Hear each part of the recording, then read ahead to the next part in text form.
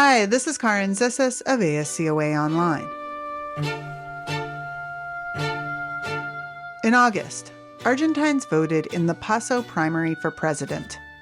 The contest serves both as a way for parties to decide their nominees and to determine who will make it onto the general election ballot. It's all a bit complicated, but the results of this year's vote were anything but.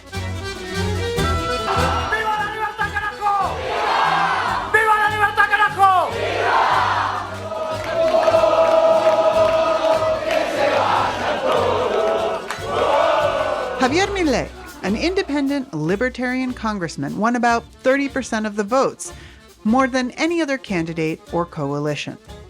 Milei has attracted outsized attention for his conservative agenda, his distaste for the Pope, and perhaps most notably, his dollarization plan. Básicamente, la gente lo hace como en El Salvador, pero que cuando se llega a convertir 2/3 de la base monetaria, automáticamente se dolariza. The idea is to eliminate the Argentine peso in favor of the US dollar, and with the peso, so too would go the central bank. With an annual inflation rate near 125% in August, it seems many Argentines are at least entertaining this idea of upending their system of economic governance.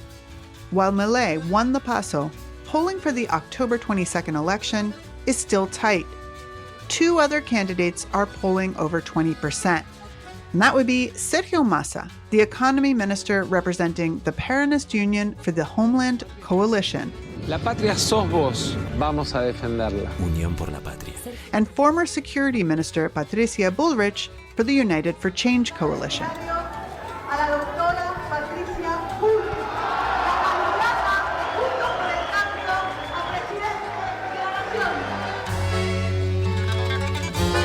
Each of the three candidates represents a different vision for the country, but plenty of voters are straddling these camps in curious ways. And it can be a little bit surprising because there is actually some overlap between some former Peronists or people who were traditional Peronist voters and Milei voters. And I think at first there was an idea that his voters were mostly going to come from the conservative Juntos por el Cambio coalition. But I think we're seeing now that there is a break from some of the traditional parties and left-right, and now people are deciding on their vote in different ways. That was Ana Catherine Brigida, a Buenos Aires-based journalist for Reuters. She spoke to my colleague Chase Harrison to help us understand the interplay between the candidates, the dollarization pitch, and the pulse on the ground. Thank you for joining us. And you know what to do. Help us spread the word by sharing, commenting, and subscribing at Apple, Spotify, or wherever you get your podcasts. And check the podcast notes for links and an email for feedback. You're listening to Latin America in Focus. Latinoamérica en Foco. América Latina en Foco. A podcast by America Society, Council of the Americas on politics, economics, and culture in the region.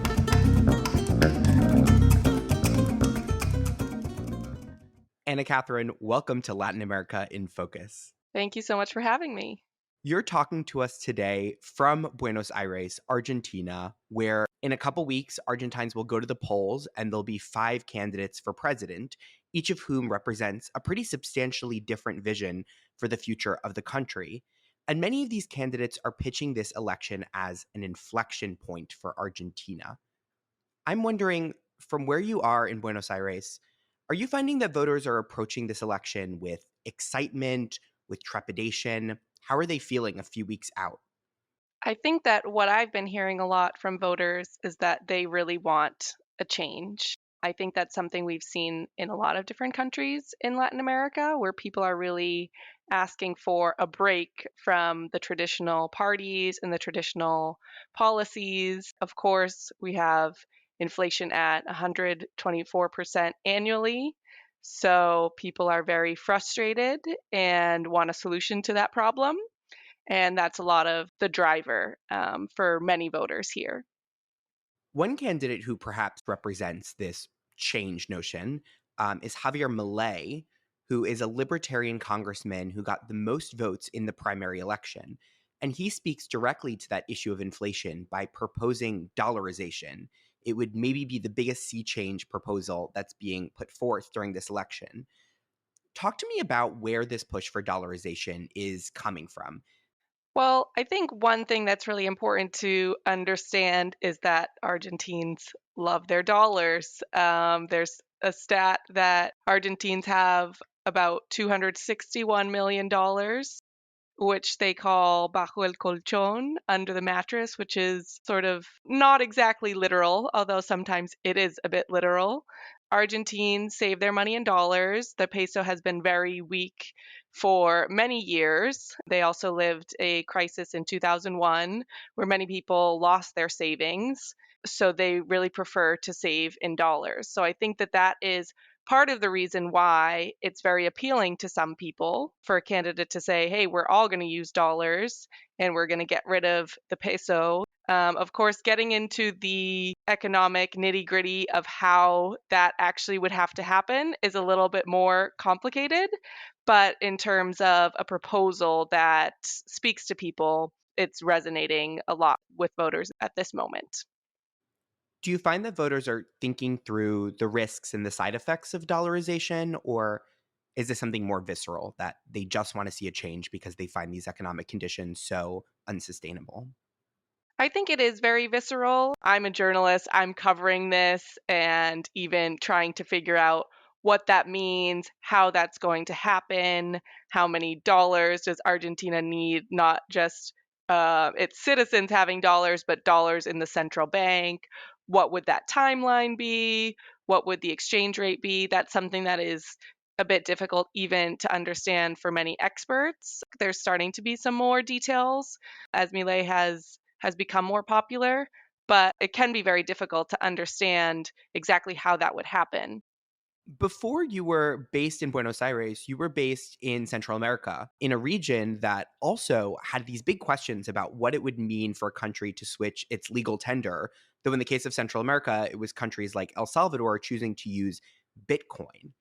Is there anything you think Argentines can learn about the way that countries like El Salvador have thought through the problem of switching your legal tender? Yeah, well, I do remember when I was in El Salvador and I covered the Bitcoin law, which was very eye catching internationally at the time.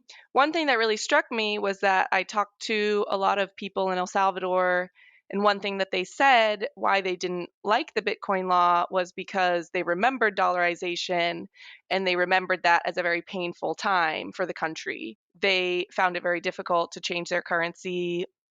Prices actually became um, a bit more expensive in that process. El Salvador now has been dollarized for many years, and something that you hear here in Argentina is, oh, well, it worked for El Salvador and it worked for Ecuador.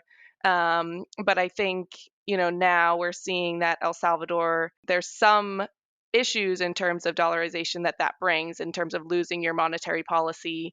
And there's even been some reporting that shows that perhaps the Bitcoin law was a way for El Salvador to try to kind of get out of that sort of straitjacket that dollarization can provide. So I think it does provide an interesting example. Of course, we don't see inflation in El Salvador at 124%, but I think there are some lessons there. There actually is historical memory in Argentina of dollarization. The country was dollarized through the convertibility plan through the 90s, basically, ending in the early 2000s. And certainly that's a memory that a lot of older Argentines would have, but younger voters might not have remembered the economy being dollarized at all. Do you see any sort of difference between how voters of different age are thinking through these economic problems and proposed solutions? Yeah, well, one thing that's interesting of some people talking about the convertibility era, that was, very painful when that ended in Argentina. But actually many people, older people, have been talking about it and saying that they actually remember that era somewhat fondly because while it worked, Argentina was in a bit of a better position. Prices would not be fluctuating as they do now. Argentines also had like a higher purchasing power to be able to travel and go to other countries. So some people actually remember that period somewhat fondly. It seems that there's a debate now about why that didn't work out and how painfully it ended, and if it maybe continued, or if they had gone through a full dollarization process, if that would have been better.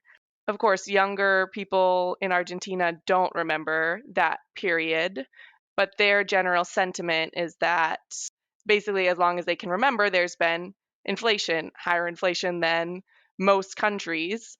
And so they're looking for something to change that, something drastic, and dollarization is something that's appealing to some of them.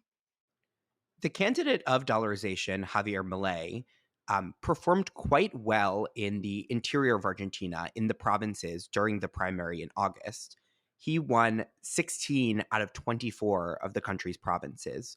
And I'm wondering what's happening in the provinces that is making voters more susceptible and accepting of Javier Milei and his economic ideas.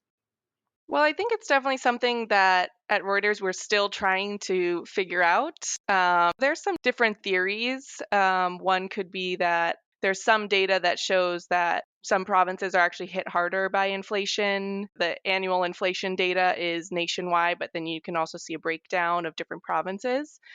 I also just did a story about Milei and his social media team, and I think he's definitely the candidate who has the strongest social media message that's resonating, and of course now that can reach anywhere in Argentina, and without necessarily having to invest money in publicity and things like that. It seems like every election in the region, some candidates got this social media strategy that is pioneering.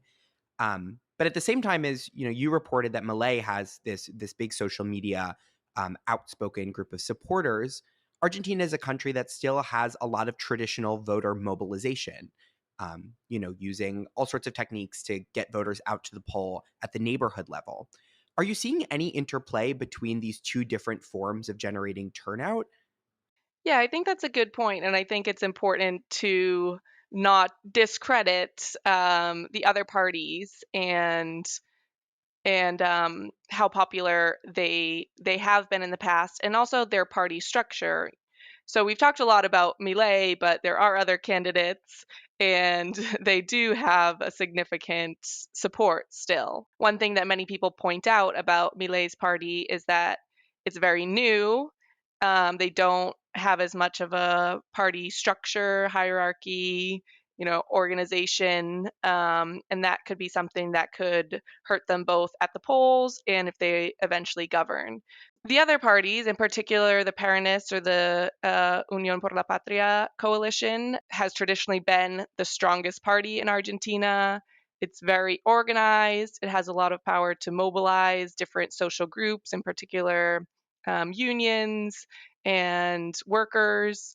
So there's definitely still a strong support there. We saw in the PASO that support is dropping, but I also think it's important to recognize that it is still there. It is still part of their base, and it is still very much a 3-candidate race.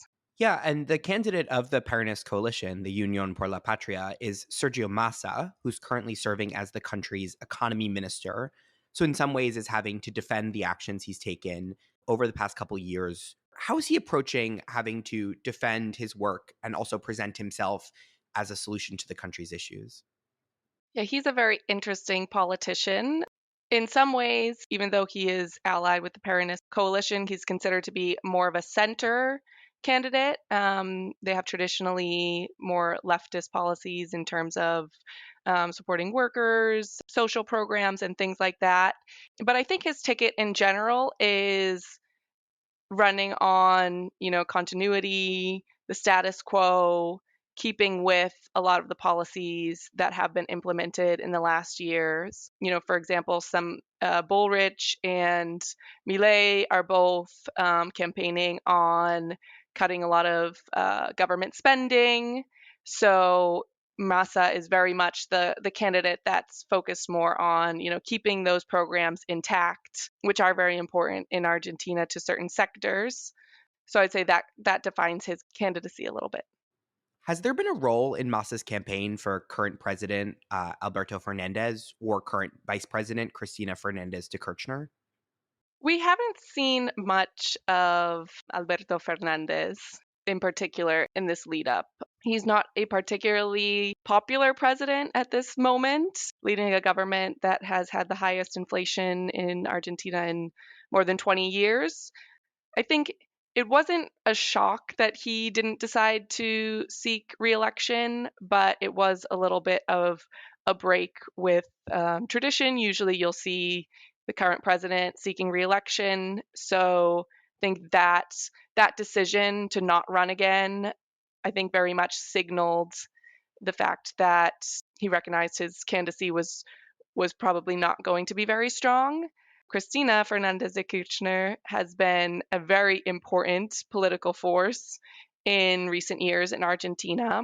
And in past elections, having her come out in support of a candidate could have been very important and could have really brought more voters to the polls. We're not seeing that as much. She's now a very polarized figure. She has some corruption cases against her, and if she were to come out campaigning, that could hurt Massa. The third of the three major candidates in this race, who we haven't talked about yet, is Patricia Bullrich, who's running as the candidate of the Juntos por el Cambio, the United for Change coalition. And she's a former security minister who's really made security a focus of her campaign. And when you look at polling, security often is the second most important issues to Argentines after the economy. Many of them see the security situation in the country as deteriorating. When you talk to voters, are you finding that if they care a lot about security, they're Bullrich voters? Or is there something else to her appeal to voters that you're finding? I found that some voters also see Milei as, kind of tough on crime. So there's some overlap, I think, between Bullrich and Milei's security policies. If the race were just between the traditional sort of conservative candidate, Bullrich, and Massa representing the ruling party coalition, it would be a bit easier for Bullrich to define herself. And now that there's a third candidate, I think she is trying to find exactly what's that point that really resonates with voters. I think at one point it could have been security, but we're seeing, some overlap with other security policies of other candidates as well. Coming back to your time in Central America, when you were there, you witnessed the rise of Nayib Bukele, the president of El Salvador, who has become almost synonymous with a certain type of approach, a certain hardline approach to security in Latin America that we've seen adopted or at least proposed by a lot of politicians in the region. Are you seeing the influence of Bukele's approach to security in the way these candidates in Argentina are approaching security? Yeah, I think you're right in saying that Bukele has become the model for many politicians. We have seen some influence here. There's one candidate, not a presidential candidate, but that has some publicity, and his slogan is "Allo Bukele," and it has a photo of Bukele. So you can see those all around the city, which is very interesting. Bullrich has said that she supports Bukele's policies. Some people from Milei's party have gone to El Salvador. So I think that El Salvador is becoming now a model. Argentines will have all these different proposals, these different candidates to consider when they go to the polls on October 22nd, but there is the possibility that there'll be a runoff on November 19th, so just shortly after. How are voters approaching this notion of having to potentially make a second choice if their first choice candidate doesn't win?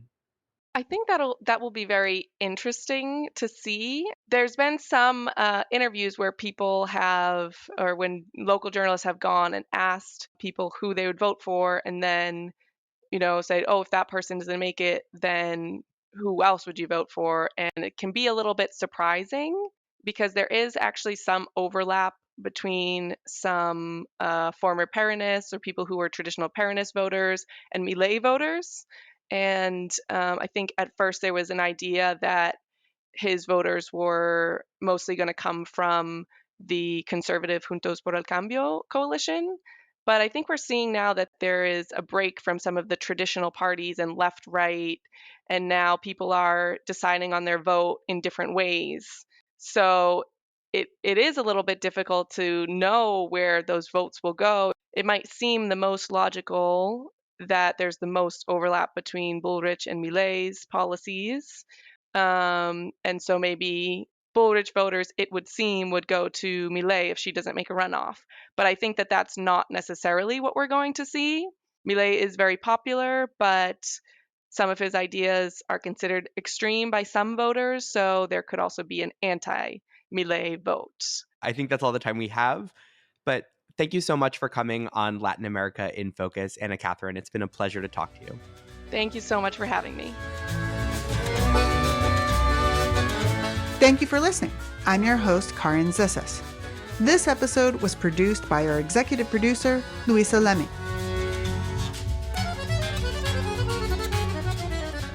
Learn more about Argentina's 2023 vote with our election guide at www.as-coa.org/2023 and check the podcast notes for other relevant links.